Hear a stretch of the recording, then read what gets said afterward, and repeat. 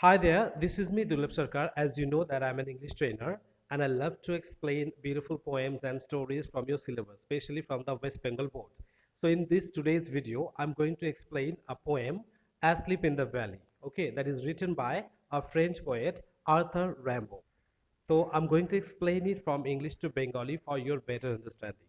The purpose of making this video is to simplify the poem so that you can easily understand each and every single line and you can attend the exam or all the questions very easily. Okay, so without wasting any more time, let's get started with the line-wise analysis of this beautiful poem, Asleep in the Valley. কবির নাম কিন্তু Arthur Rimbaud.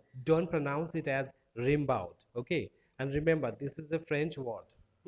And it should be pronounced like Arthur Rimbaud. Anyway, তো অনেকে confuse হয়ে যায়, অনেকে ভুল করে Arthur Rimbaud বলে দেয়. Anyway, so Arthur Rimbaud, he was a French poet. He was born in the year 1854 and died in the year 1891 at the age of 37, and he died from cancer. Anyway, so without going to the depth analysis of the poetical or poetic background, let's get started with the line-wise analysis of the poem Asleep in the Valley. So, without wasting any more time, let's get started with the poem.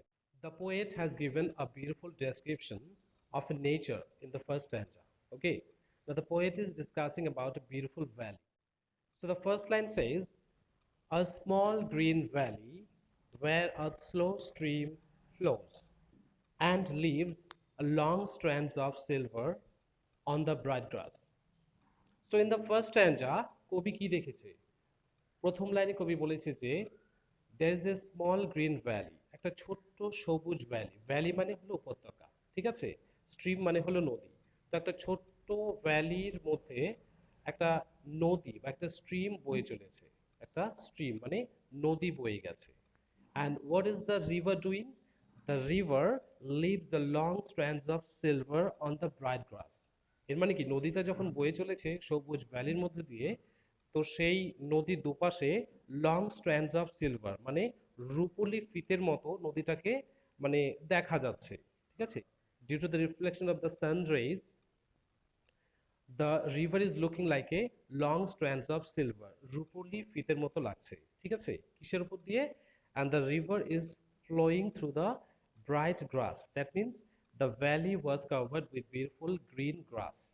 The entire valley was looking bright and green. Clear? So now the next line says, from the mountain top streams the sun rays. They fill the hollow with full of light. So from the mountain top. In the next line, the poet is also describing that the sun was shining brightly. The sun was rising over the mountain top and it was shining very beautifully. The sun rays were falling from the mountain top into the deep valley, okay, and making the valley full of light. Clear? So this is what the poet described in the first stanza. তো কবি প্রথম স্ট্যান্জাতে কি দেখালো আমাদের? প্রথম স্ট্যান্জাতে কবি দেখেছে, কবি বর্ণনা করেছে একটা ছোট্ট গ্রিন ভ্যালি যার মধ্যে দিয়ে একটা নদী বয়ে গেছে, আর নদীটাকে দেখতে মনে হচ্ছে একটা রূপলি সিলভারের মতো, ফিতের মতো, ঠিক আছে। আমি বলেছি অলরেডি যে it is due to the reflection of the sunlight, তো নদীটা দেখতে রূপলি ফিতের মতো মনে হচ্ছে, ঠিক আছে। আর কি দেখছি? The sun was shining beautifully from the mountain top. তো পর্বতের চূড়া থেকে সূর্যরশ্মি সুন্দর করে মানে রিফ্লেক্ট হচ্ছে, বা সূর্যরশ্মি সেই ভ্যালির মধ্যে পড়ছে, সেই অন্ধকার ডিপ ভ্যালির মধ্যে পড়ছে, আর ভ্যালিটাকে উজ্জ্বল বা সুন্দর করে দিয়েছে। So this is what the first stanza tells us. Let's come to the second stanza. In the second stanza, the poet described a soldier, a young soldier, a very young soldier lying open mouthed. তো দ্বিতীয় স্ট্যান্জা কিন্তু শুরুই হয়েছে, কবি দ্বিতীয় স্ট্যান্জাতে একটা young সোলজারকে পড়ে থাকতে বর্ণনা করেছে, যে নাকি তার মুখটি হা করে আছে। Okay, the soldier is the soldier is lying on the valley with his mouth open. You know, the soldier put his head on the pillow which is made of fern trees. You know, fun গাছ। তো soldier যে পড়ে আছে সেই ভ্যালির মধ্যে, সে কিন্তু তার মাথাটিকে পান গাছের তৈরি বালিশের উপরে তার মাথাটিকে রেখেছে। ওকে, তো রিমেম্বার এখানে ফান গাছ যে আছে অ্যাকচুয়ালি সোলজারটি তার মাথাটি ফান গাছের উপর রেখেছিল অ্যান্ড দ্য পোয়েট ইমাজিন, কবি এখানে বলছে সেই ফান গাছটিকে এখানে বালিশের সঙ্গে কম্পেয়ার করেছে। So the poet compare the fun with the pillow of the soldier where he put his head. Okay, so let's come to the second line. Asleep, stretched in the heavy undergrowth. Now the next line says, the soldier was looking, the soldier was lying in the valley as if he was sleeping. He was in the state of asleep mode. Okay, so the soldier looked like he was lying asleep in the heavy undergrowth. Or how was he sleeping? He stretched his legs, he stretched his body on the heavy undergrowth.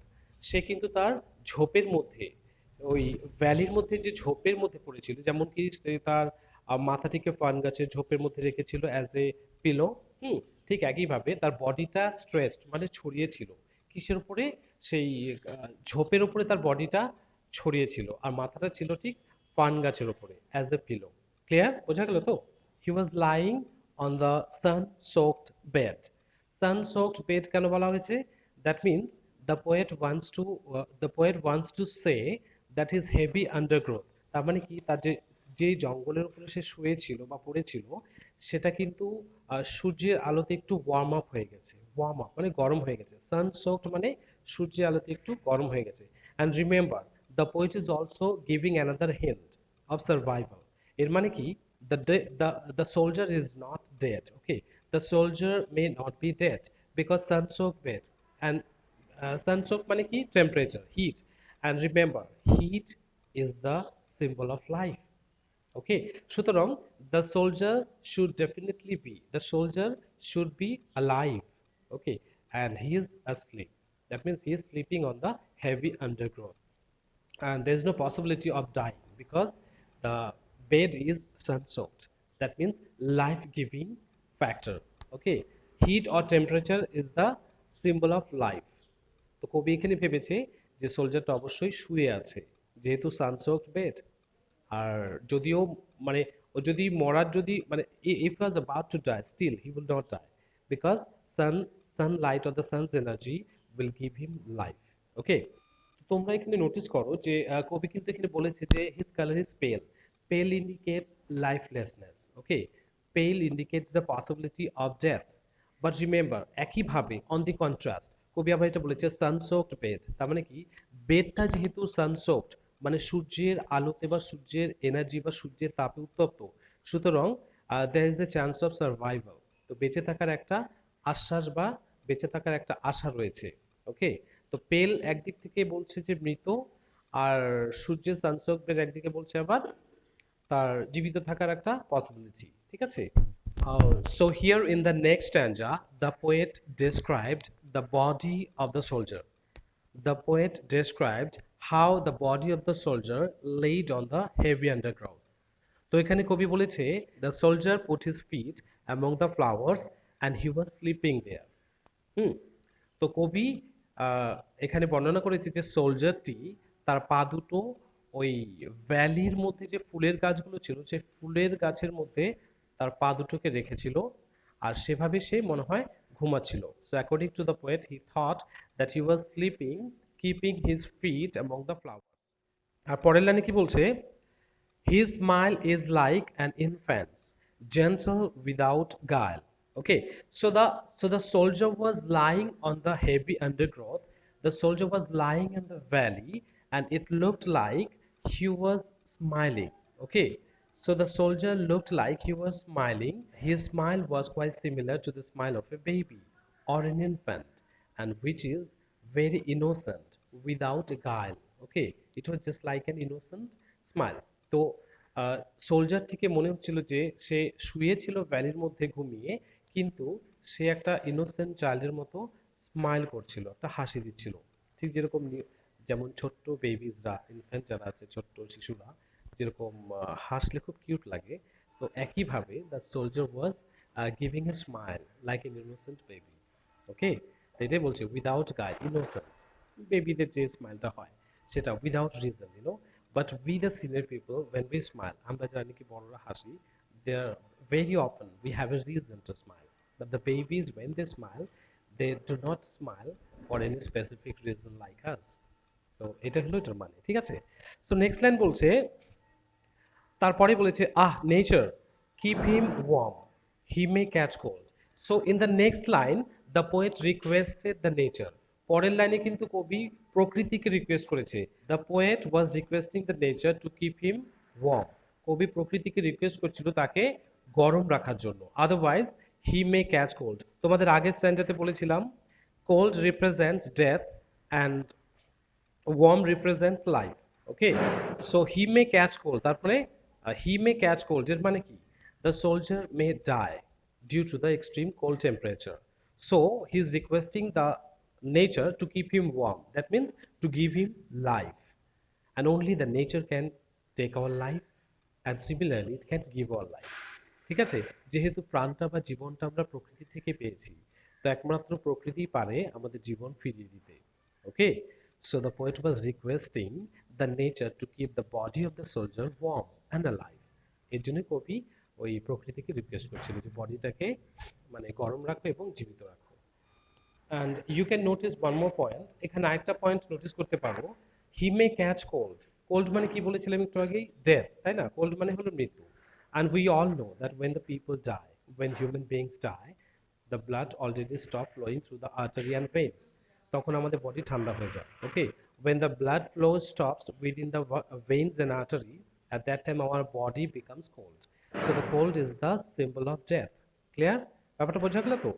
তো মারা গেলে আমাদের রক্ত সংবহন তন্ত্র বন্ধ হয়ে যায় বা রক্ত সরবরাহ বন্ধ হয়ে যায়, তখন আমাদের বডিটা কি হয়ে যায়, ঠান্ডা হয়ে যায়।